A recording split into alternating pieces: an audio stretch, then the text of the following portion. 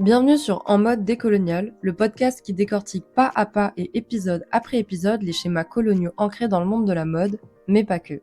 La mode vit dans un paradoxe, celui d'être le vecteur de changements et de nouveautés constantes, tout en imposant une seule et même hégémonie et domination néocoloniale depuis bientôt un siècle. Alors que les choses commencent à bouger ailleurs et nous rappellent que la décolonisation n'est pas qu'une métaphore, dans le milieu de la mode, la réalité est tout autre. Pillage des ressources naturelles, exploitation des travailleurs et des travailleuses, diversité superficielle ou encore appropriation culturelle, on peut le dire, la mode enchaîne les scandales. Mais alors comment parvient-elle à maintenir cette dynamique prédatrice et destructrice? Pour trouver des éléments de réponse, rejoignez la communauté En mode décolonial en vous abonnant à ce podcast, mais surtout, parlez-en autour de vous. À la pause café, à une soirée entre potes ou pour les plus audacieux, au dîner de famille. Mais maintenant que vous êtes bien installés, casque sur les oreilles et son à fond, parlons vite, parlons bien, parlons mode. La mode complice du crime colonial, c'est tout de suite. Mais avant d'entrer dans le vif du sujet, je tenais à vous remercier, que ce soit pour vos feedbacks sur l'épisode précédent ou pour votre soutien. Peu importe qu'ils prennent la forme d'un like, un commentaire, un partage ou un follow, ça me fait grave plaisir, donc merci beaucoup. Et je tiens à m'excuser d'avance parce que ça fait une semaine que j'ai la voix un peu enrouée et là elle est pas mal fatiguée, donc si ça s'entend je m'excuse, mais faudra faire avec. Pendant l'écriture de ma trame, je me suis rapidement rendu compte que j'ai été sacrément ambitieuse d'aborder un tel sujet en un épisode. C'est pourquoi, après réflexion, ce sujet va plutôt prendre la forme d'une mini-série qui abordera point par point la problématique sans rien bâcler. Du coup, dans l'épisode d'aujourd'hui, on parlera pas tant que ça de la mode, puisque le focus va plutôt se faire sur les mécanismes coloniaux, donc les mécanismes de domination et d'asservissement. Et aujourd'hui, on va aborder 3 gros points pour bien comprendre l'hégémonie du monde. Alors, on va pas aborder le sujet directement, mais vous êtes jamais demandé pourquoi et comment se fait-il que toutes les grandes villes mondiales se ressemblent? Pourquoi tous les systèmes d'enseignement sont similaires? Pourquoi est-ce que tout le monde s'habille pareil, se coiffe pareil, se maquille pareil? Enfin, le monde n'a pas toujours ressemblé à ça, et ensemble on va revenir sur les moments clés où tout a basculé. D'abord, on abordera le concept de dépossession identitaire qui a endoctriné les individus dans un mode de vie moderne, les obligeant ainsi à abandonner ce qui faisait leur héritage culturel. Ensuite, on parlera des néo-traditions, ou comment l'élite européenne et occidentale a remplacé des pratiques rituelles ancestrales par des substituts artificiels qui servent la machine capitaliste et consumériste. Enfin, on réabordera ces concepts et dans le contexte mode, comment et pourquoi la mode n'est constituée que de néo-traditions et surtout en quoi cela fait-il sa force, et dans le contexte colonial, où là on y ajoutera une nuance à travers le concept de mimétisme, qui moi perso me passionne, parce que en fait le mimétisme c'est ce truc de copie inconforme où le colonisé aura beau, je mets entre guillemets, imiter le colon, il y aura toujours un twist qui trahira sa condition. Bon là, dit comme ça a l'air hyper péjoratif, mais de toute façon ce qui fait la force du colonisé, c'est sa résilience, et il a réussi à le transformer en quelque chose de beau et de grand. Mais bref, ça, je vous en parlerai plus précisément, carrément dans un autre épisode, limite dédié à ça. Parce que oui, comme je le disais, ça me passionne. Bon, pour commencer, c'est quoi la dépossession identitaire? Faut savoir que c'est un mécanisme de déstabilisation à la base du colonialisme européen et de l'asservissement des peuples colonisés.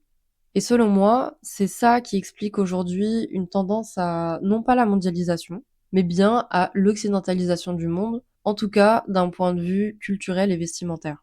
Et contrairement à ce que l'on peut penser, ce ne sont pas les colonies qui ont été les premières victimes de cet anéantissement culturel, parce que pour moi, ce sont les populations européennes pré-industrielles qui ont été les premiers sacrifices de la mode moderne. Donc c'est nos amis bretons, lorrains, corses et j'en passe. Faut savoir que ces populations ont subi une dépossession identitaire totale, à la fois culturelle, linguistique, rituelle et spirituelle. Et c'est une dépossession qui, contrairement à celle des colonies, a très bien fonctionné, puisque les cultures ancestrales de ces populations ont été avalées et remplacées par une culture nationale unique. Mais concrètement, comment a-t-on convaincu des identités aussi fortes d'abandonner ce qui faisait justement leur identité? Alors vous imaginez bien que les choses ont été menées d'une main de fer dans un gant de velours. Le discours officiel assurait que, par la démocratisation de la langue française, par l'urbanisation, par la standardisation des modes de vie et par le port d'un vestiaire universel, tout ça permettrait de fonder une nation sans différence et donc sans conflit. Dès 1789, cet idéal errait un peu dans l'esprit des intellectuels de l'époque, avec l'hymne national, le drapeau tricolore, la déclaration des droits de l'homme, la devise et Marianne comme mère de la nation, voici les 5 angles d'attaque d'une main destructrice. Mais pour intégrer cette culture nouvelle, il fallait convaincre le peuple d'abandonner ce qui faisait ses habitudes et son identité. Donc une grande campagne de décrédibilisation a été mise en place. D'abord, le patois a été moqué, puis marginalisé, et tout simplement banni des instances officielles comme les écoles, les bureaux civils, etc.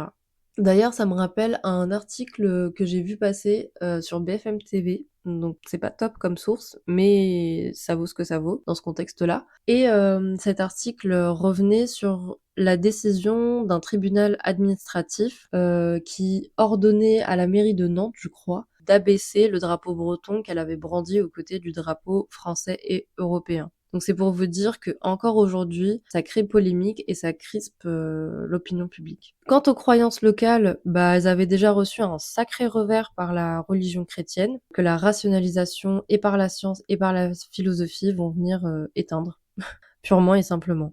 Donc on oublie toute la science de la médecine naturelle et toutes les micro-croyances locales et les pratiques rituelles qui y sont liées. Quant au vestiaire traditionnel, donc là ça va nous intéresser, il a été simple de le décrédibiliser également. Petit rappel, on est au 19e siècle, époque où nouveauté et changement riment avec progrès, et face au rythme décadent de la mode moderne, il a été simple de faire croire que les vestiaires traditionnels ont toujours été statiques et qui n'ont jamais été porteurs de créations nouvelles. Et du coup, il a été facile de faire passer ces vestiaires pour quelque chose de complètement arriéré et incompatible avec l'effervescence du présent. Progressivement, le port des tenues traditionnelles s'est raréfié et on finit par être rangé dans la fameuse catégorie des costumes folkloriques, donc des vêtements que l'on ne porte jamais, sauf dans quelques patelins et à l'occasion de quelques fêtes. Et tout ça au profit d'un vestiaire standardisé à toute l'Europe de l'Ouest, pour rester dans les clichés costume 3 pièces pour messieurs et robe plus ou moins cintrée pour mesdames. Des coupes qui, à l'ère du prêt-à-porter, seront facilement industrialisables et surtout des styles dépourvus de tout élément porteur d'une singularité clanique. D'ailleurs, j'ai une théorie, mais à mes yeux, les singularités claniques d'autrefois sont aujourd'hui tout ce qui est logo et monogramme des marques et qui va venir nous affilier à une entité mode et non pas à une tribu ou un clan, et donc à notre identité de consommateur et consommatrice dans un système capitaliste, puisque pour appartenir à tel groupe, genre Louis Vuitton ou Gucci pour ne citer que eux, on doit acheter encore et toujours. Mais là, on dévie un peu du sujet. Peut-être qu'un jour, je vous ferai un épisode sur l'affect qui lie la logomania et les descendantes colonisées, genre les sapologues, les lacostéennes, etc. Tous ces archétypes hyper intéressants qu'on n'enseigne bien sûr pas dans l'histoire de la mode académique. En tout cas, dites-moi en commentaire si ça vous intéresse, comme ça je vais peut-être m'y atteler. Mais bref, revenons-en un peu à nos moutons. Donc faut bien comprendre qu'à cette époque, la différence est perçue comme une menace. Les autorités ont bien compris qu'il est plus simple de diriger un seul et même peuple que plusieurs groupes aux croyances et aux valeurs diverses et variées. En tout cas, si on veut faire nation. Cet objectif en tête, et avec ça la volonté d'accélérer le dessin moderne et capitaliste du monde sans entrave, ont été parallèlement mis en place les néo-traditions européennes qui ont germé un peu partout en Occident, et cela dès la révolution industrielle. Les néo-traditions, c'est le deuxième concept que l'on va aborder et qui a été développé par Eric Hobsbawm, si je prononce bien, et Terence Ranger, deux historiens britanniques dans leur thèse publiée sous le titre L'invention de la tradition. Selon eux, le XXe siècle est inédit dans le sens où toute la continuité au passé, donc le truc qui permet de faire lien avec tout ce qui a existé avant, a été rompu. En fait, depuis le début de l'histoire de l'humanité, même si on passait d'une époque à une autre, d'une civilisation à une autre, etc., les traditions évoluaient aussi, bien évidemment, mais toujours en maintenant une certaine continuité au passé. Par exemple, moi je suis un peu passionnée par l'oniromancie, c'est un truc qui m'a été transmis, par ma mère et l'oniromancie, c'est la tradition de l'interprétation des rêves qui trouve sa source dès l'Antiquité et que l'on observe chez plusieurs civilisations, donc la Grèce antique, les Mayas, les Perses et cetera. Et dans cette, tradition oniromancienne, pardon mais j'aime trop ce mot, on y observe également une évolution des symboles, parce que, comme dans toute pratique rituelle, elle s'adapte aux changements environnants. Ça peut être de l'ordre idéologique, d'ordre technologique, d'ordre religieux et j'en passe. Mais bref, tout ça évolue avec son temps, c'est ça qu'il faut retenir. Et c'est comme ça qu'entre le symbolisme au sein de la Grèce antique et l'oniromancie contemporaine en Afrique du Nord, parce que c'est encore très très ancré là-bas, on retrouve des représentations croisées, mais aux interprétations similaires. Par exemple, on a le symbole de la porte qui traduit le passage d'un état à un autre au cours de sa vie. Puis après, on a tout le symbolisme de la flore. Si on voit telle fleur en rêve, bah, cela va traduire tel message. Par exemple, en Afrique du Nord, le tournesol, en fonction du contexte du rêve, va traduire une réussite ou professionnelle ou amoureuse ou familiale. Maintenant, imaginez le nombre d'évolutions et de transmissions qui se sont faites depuis l'Antiquité jusqu'à notre époque dans le bassin méditerranéen. Ce sont des milliers d'années et bien des dizaines, voire même des centaines de civilisations qui se sont succédées. Et pourtant, il y a bien cette continuité au passé au sein de cette tradition orale. Et je suis sûre que vous aussi, vous en avez en tête. Ça peut être de la simple fête de moisson à la légende d'une créature monstrueuse qui prendrait plusieurs formes en fonction, je sais pas, de l'espace et de la temporalité où on la retrouve, mais qui transporte quand même la même origine et la même morale. Enfin, je sais pas trop. Mais bref, du coup, faut savoir que quand la société industrielle occidentale du 19e siècle est née, la coupure avec le passé a été si brutale et totale que pour éviter l'effondrement de la société moderne en tant que groupe, il a été mis en place un ensemble de néo-traditions. Pour certaines, elles sont le glissement de pratiques rituelles passées et pour d'autres, elles sont tout simplement inventées pour, par exemple, légitimer les appareils de l'élite, donc ça peut être la justice. En France, on est soft, mais regardez un peu tout le protocole vestimentaire des avocats et des juges en Angleterre. Enfin, ils portent encore les perruques de la cour du roi Soleil, c'est quand même une dinguerie. Et c'est drôle parce que ce sont des appareils nouveaux dans la forme, la structure, la hiérarchie, mais ils reposent leur légitimité sur des symboles anciens, comme pour s'ancrer. L'exemple de la perruque, ça va, c'est drôle, mais je pense aussi aux symboles de la glaive et de la balance qui ont tous les 2 été détournés de leur symbolisme premier. Elles sont toutes 2 issues de la mythodologie grecque, ouais d'accord. Elles sont toutes 2 issues de la mythologie grecque juste. La glaive, c'est l'attribut de Némésis qui est quand même à la base la déesse de la vengeance, ce qui fait, sacrément paradoxe avec le concept de justice positive que l'on prône aujourd'hui en occident. Et la balance, bah, elle servait quand même à peser les âmes des morts. Donc on est bien loin du caractère, d'impartialité qu'elle exprime aujourd'hui. Mais bref, en fait, j'ai l'impression que ce n'est que du détournement, que de la désappropriation pour mieux se réapproprier des symboles selon notre regard et notre intérêt. Enfin là, en l'occurrence, selon le regard et l'intérêt de l'autorité et ou de l'élite. Mais ce qu'il y a de plus vicieux avec les néo-traditions, c'est qu'elles s'immiscent aussi dans des registres plus intimes, comme dans le cadre familial par exemple. Comme on a dépossédé les gens de ce qui faisait leur identité, leur culture respective, mais aussi leurs habitudes, il faut absolument remplir ce vide que l'on a provoqué par un ensemble de nouvelles pratiques rituelles. Et ça, afin de préserver un certain équilibre et surtout de pouvoir faire groupe à toute échelle. Donc au niveau de la nation, hein, bien sûr, mais aussi au niveau pro, amoureux et familial. Mais cela tout en fragilisant le concept de groupe pour laisser plus de place au vide que représente l'individualisme, un vide, solitude que l'on nourrira ensuite à travers de la surconsommation.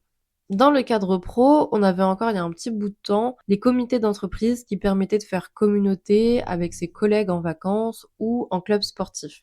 Au niveau amoureux, on a la fête de la Saint-Valentin et aussi les dates anniversaires qui prennent de plus en plus de place dans l'histoire du couple. Puis au niveau familial, on a Noël, pour certains Pâques, d'autres Thanksgiving, et cetera, qui de base sont des fêtes ancestrales, mais qui ont muté à l'ère de l'ultracapitalisme, du néolibéralisme et de la surconsommation.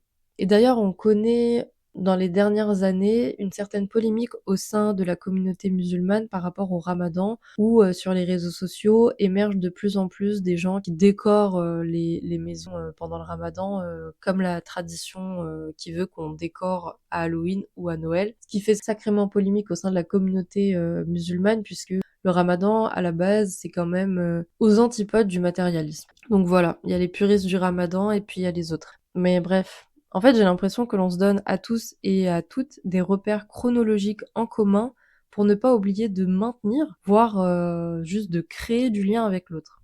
D'ailleurs, je vous parlais des néo-traditions comme un bric-à-brac de nouvelles et anciennes traditions détournées. Et bah par exemple, je sais pas si c'est une néo-tradition à proprement parler, mais le rituel de la fête d'anniversaire, j'y pense beaucoup. Entre le gâteau, les cadeaux et le vœu quand on souffle sur la bougie, franchement, ça peut vite ressembler à un autel d'adoration, où les cadeaux et le gâteau seraient des offrandes à une divinité et le vœu pourrait être apparenté à une prière pour remercier cette dite divinité d'avoir vécu une année de plus ou enfin, je sais pas. Mais en tout cas, ce qui est intéressant, c'est qu'on prend des pratiques rituelles lourdes de sens, on va venir les dépersonnifier de toute cette substance pour en faire une pratique à la fois légère et innocente et qui peut être adoptée par une seule et même population, peu importe son origine ethnique ou sociale.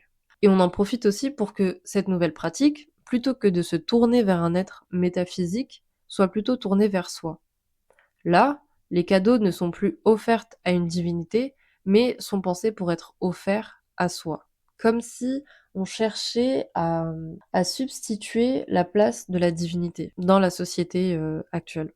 Et vous vous demandez quel rapport avec la mode?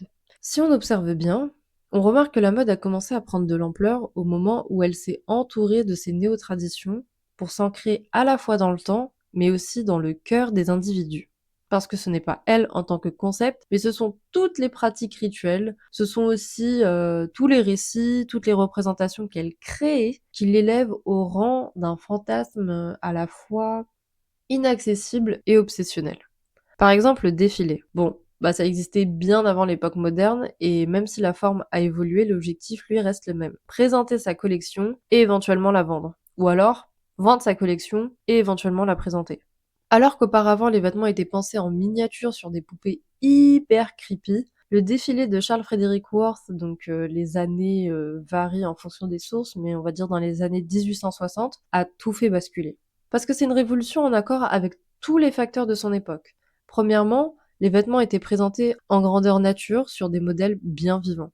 Deuxièmement, le principe de déambulation. Quand on y pense, c'est tout à fait logique. On marche tous et toutes dans nos vêtements. Mais jusque-là, bizarrement, personne n'avait pensé à faire mouvoir le vêtement.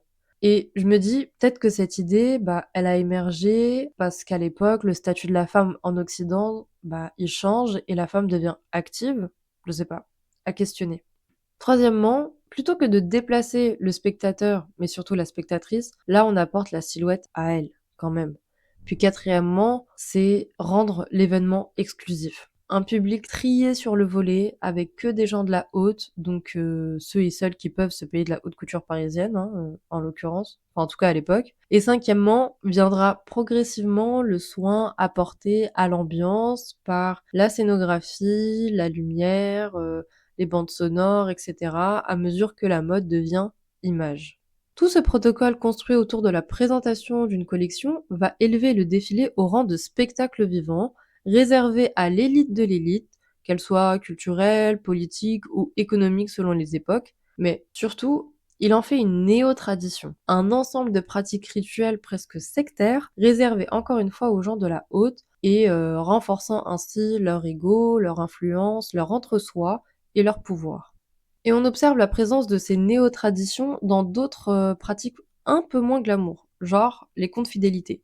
Plus tu achètes, plus on te fait te sentir important aux yeux de l'entité mode qui, en réalité, n'en a que faire de toi, puisque tout ce qu'elle veut, c'est que tu la nourrisses de ton argent. Mais elle va quand même mettre tout un protocole en place pour te faire te sentir roi ou reine, toi issu de la classe moyenne ou de la classe modeste. Des bons points qui te permettront ensuite d'avoir des réductions sur un minimum d'achat, te poussant encore et toujours à la consommation, d'avoir accès en exclusivité au Black Friday pour acheter avant tout le monde, waouh! Ou pour les plus chanceux, d'obtenir des cadeaux pour lesquels en réalité tu as cotisé de ton argent et de ton énergie. Je sais pas s'il y a des passionnés de sneakers ici ou juste de streetwear, mais vous vous souvenez de l'époque des drops Nike? Ça se connectait dès 8 heures sur l'application pour s'inscrire à temps et cela dans l'unique but d'avoir une infime chance de pouvoir acheter une paire de baskets. Franchement, en y repensant, j'étais grave là-dedans, hein, mais en y repensant, c'était quand même une sacrée dinguerie. Ce qui est d'autant plus ahurissant, c'est la manière dont l'effet de groupe joue dans cette matrice parce que vraiment la communauté sneakerhead, franchement, ça devrait être, étudié comme secte parce qu'on en est vraiment pas loin. Je me souviens aussi des camps devant les boutiques Suprême où, ça prenait des chaises, de camping, et ça venait la veille au soir pour camper, pour faire la queue, quoi, devant la boutique et pouvoir acheter, une édition limitée d'un t-shirt blanc en coton jersey de mauvaise qualité avec un flocage, pété, enfin je sais pas. Et puis il y avait aussi les newsletters des resellers, donc les revendeurs de toutes ces marques-là pour trouver des gens dispo, pour se rendre à des drops exclusifs à telle heure, à tel endroit, à telle date. Enfin, en y repensant, c'est quand même de la folie. On n'y fait pas attention quand on est jeune parce que, bah, il y a tout cet effet de groupe, toute cette effervescence et tout. Mais en vrai, là, en me posant et en y repensant, c'est quand même dingue. Mais il existe aussi d'autres mini néo-traditions qui ont émergé directement chez les consommateurs, hein. Je pense notamment, aux hauls sur YouTube et TikTok. Et là encore aussi l'effet de groupe, enfin je pense que Shein et toutes, ces conneries-là, ont pris de l'ampleur, grâce à ça. Bref, bref, bref. En gros, pour moi, toutes les pratiques rituelles de la mode sont des néo-traditions qui n'existent que pour ancrer davantage la machine de la culture et capitaliste et susciter aussi la consommation chez les individus. Et j'en suis la première victime, hein, encore une fois. Mais bref, du coup, bah, quel est le rapport entre nos néo-traditions et le colonialisme? Tout d'abord, si vous voulez en savoir plus, je vous conseille le chapitre dédié dans le livre que j'ai précédemment cité, L'invention de la tradition. Mais de toute façon, tous les livres sources qui m'ont aidé à construire mon argumentaire aujourd'hui, je vais les mettre en description, donc vous en faites pas. Durant la conquête coloniale, les colons ont cherché le moyen le plus efficace d'asservir les populations locales. Des sociétés organisées avec une hiérarchie respectée, des traditions ancrées et actives, mais surtout une existence tournée vers autre chose que l'enrichissement matériel. Bref, le cauchemar de ces nouveaux occidentaux avides d'exploitation et de profit. Alors trigger warning parce qu'on va aborder vite fait des petits trucs un peu traumatiques pour certains et certaines. Mais il faut savoir qu'ils ont tout essayé. Brûler les terres agricoles des autochtones, atteindre l'honneur des hommes armés à travers le décor des femmes, sans parler des massacres, des tortures à la fois physiques, psychologiques et sexuelles. Et à force d'expérimentations toutes plus inhumaines les unes que les autres, les colons ont vite compris que pour bien asservir un peuple, il faut avant tout le déstabiliser au plus profond de lui. Et quoi de plus efficace pour ça que la dépossession identitaire? Ça avait très bien fonctionné sur leurs ancêtres, les populations européennes pré-industrielles. Et c'est en cela que les néo-traditions ont constitué de puissants leviers de déstabilisation et de domination, puisqu'elles pouvaient prendre plusieurs formes. Donc la tradition syndicaliste des ouvriers blancs d'Afrique du Sud, très précis, hein, ce qui a permis de renforcer et presque d'institutionnaliser une aristocratie des couleurs. Et il existait également la tradition paysanne allemande importée en Afrique centrale, très précis là aussi, qui a donné lieu au rang de gentleman farmer, dans lequel le blanc est grosso modo le boss, et le noir est exploité dans les champs et comme domestique. Comme un air de déjà vu, bizarrement. Puis il y a aussi la célèbre tradition du collège privé qui est encore très très ancrée chez les élites des pays anciennement colonisés aujourd'hui. En fait, sentant que le colonialisme sous sa forme brute ne pouvait pas durer dans le temps, les autorités coloniales ont anticipé et ont cherché un moyen de déléguer leur autorité à une future élite indigène. Une élite qui aura grandi dans les valeurs et les préceptes des écoles privées coloniales, une élite qui sait s'adapter aux mœurs occidentales et qui voue un véritable affect pour cette culture. Une élite traître qui fera toujours passer les besoins de ses anciens maîtres avant la nation qu'elle est censée représenter. À la différence des anciens Lorrains ou Franche-Comtois, le colonisé n'a pas le statut de citoyen de la nation.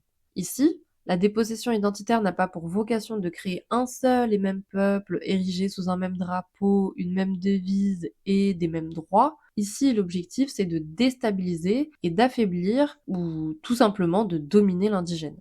Et cette nuance, on la retrouve dans le concept de mimétisme défendu par l'auteur Homi Bhabha. Pour en savoir plus, je vous conseille son livre Les lieux de la culture, mais je vous avoue qu'il est difficilement accessible parce que il mélange un contenu et des concepts philosophiques et psychanalytiques. Enfin, moi perso, j'ai compris un mot sur deux, donc si vous voulez le lire, bon courage. Mais passons. Le mimétisme, c'est quoi? Il y a une citation de Lacan qui définit bien le concept. Je cite. L'effet du mimétisme est camouflage.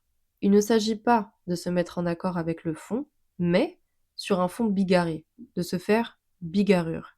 Exactement comme s'opère la technique du camouflage dans les opérations de guerre humaines. Fin de citation. Et j'ai trouvé particulièrement intéressant le fait qu'il fasse le parallèle avec la guerre. Moi, je vais aller plus loin et j'ose même transposer ce concept avec le langage mode. Et on pourrait parler, à la place du camouflage, de contrefaçon ou d'imitation. En parlant de ça, j'ai bien envie de faire tout un épisode sur l'histoire de la contrefaçon et du rapport qu'elle entretient avec les descendantes colonisées. Mais dites-moi en commentaire si le sujet vous intéresse, comme ça, j'en ferai un épisode à part entière. Mais vous voyez cette nuance, ce détail qui distingue l'original de l'imitation, ce changement de regard que l'on porte quand on apprend que tel sac n'est en réalité qu'une contrefaçon. Bah, c'est drôle, mais c'est exactement ça. Donc, à la suite de cette dépossession identitaire, il a fallu remplacer l'identité originale des autochtones par celle du colon, tout en laissant planer un vide, une confusion identitaire. Parce que l'objectif réel des colons, ce n'est pas de faire des colonisés des égaux de l'homme blanc moderne, non. Son objectif, c'est l'endoctrinement via la culture occidentale unique. Et cet endoctrinement s'est fait habilement en mettant l'accent sur les traditions de subordination pour éviter toute tentative de rébellion.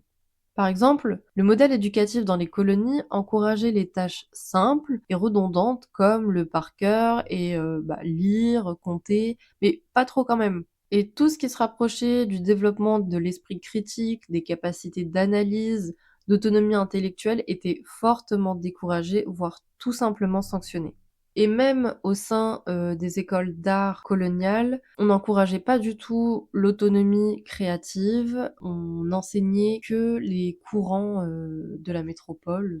Mais l'objectif ici, c'est d'asservir les peuples en les désorientant profondément. Dites-moi comment se réunir et s'organiser pour se rebeller contre l'ennemi, qui est une entité, un mastodonte, lorsqu'on ne sait même plus qui on est. Et lorsque l'on nous dépossède de tout outil intellectuel et matériel qui permettrait juste de prendre position. La communauté, qui était un édifice central dans les sociétés prémodernes et précoloniales, a été complètement anéantie, laissant planer un individualisme imposé qui rend vulnérable face à l'autorité coloniale. Et cette confusion identitaire, elle est multiple, paradoxale, voire même conflictuelle. Elle est devenue avec le temps un trauma colonial intergénérationnel. Là, à présent, nous sommes la troisième génération depuis l'ère des indépendances et on correspond aussi à la génération du retour des refoulés. Le retour des refoulés, c'est une notion développée par Pierre Bourdieu et qui observe la façon dont des éléments de l'histoire ou des aspects d'une culture peuvent être refoulés par la société pour ensuite revenir plus tard sous forme de tensions, de conflits ou de révoltes. Donc franchement, on est en plein là-dedans. Là, je parle aux enfants de diaspora. Si nos parents ou nos grands-parents ont été dans une logique d'assimilation puis d'intégration, nous, on est beaucoup dans un esprit de revendication. Revendication des origines de nos ancêtres. On est grave aussi dans la réappropriation de la culture, de la langue de nos parents ou de nos grands-parents, tout en étant, en tout cas dans la diaspora, des êtres occidentaux contemporains à une ère du numérique, du transhumanisme, du capitalisme et de la surconsommation. À présent, c'est l'heure de la petite conclusion, et pour moi, le monde entier a été victime des mécanismes de domination modernes, autant les Européens que les peuples anciennement colonisés. C'est un monde entier qui a été plus ou moins bien englouti dans l'existence unilatérale de l'Occident du XIXe siècle. Voyez-le vraiment comme une extermination culturelle dans laquelle les cadavres des victimes sont aujourd'hui exposés dans des musées sur fond blanc et sous lumière froide. On vit dans un monde modelé par un groupe de personnes riches et puissants qui nous ont dépossédés de notre passé, de notre culture, de nos langues, de nos rapports aux spiritualités, et il faut aujourd'hui accepter que toute tentative de réappropriation ne nous permettra pas pour autant de récupérer ce qui a été à jamais perdu. On a tous été dépossédés de ce fil rouge qui nous liait au passé. Un fil rouge qui a été remplacé par un monde stérile et pourtant jonché de détritus sur le sol et dans l'espace. Un monde à la fois individualiste, mais où l'on est entassé comme des rats aux alentours des grandes villes. Un monde où le culte du moi nous fait ressembler aux autres. Un monde où le bonheur se cultive seul, là, au même endroit où la solitude, elle, nous meurtrit le cœur et l'esprit. Un monde de paradoxes et de confusion qui nous étourdit comme une vache à l'abattoir, saignée jusqu'à ne plus pouvoir être exploitée. Et c'est sur ces mots que se termine ce premier épisode à proprement parler. Je vous remercie de m'avoir écouté et j'espère que cet épisode vous a plu. Promis, le prochain épisode s'axera davantage sur le vêtement et la mode en général. N'hésitez pas à m'écrire en commentaire ou en privé, j'attends vos feedbacks avec impatience. Hâte de vous lire, décolonialement vôtre, Bentma.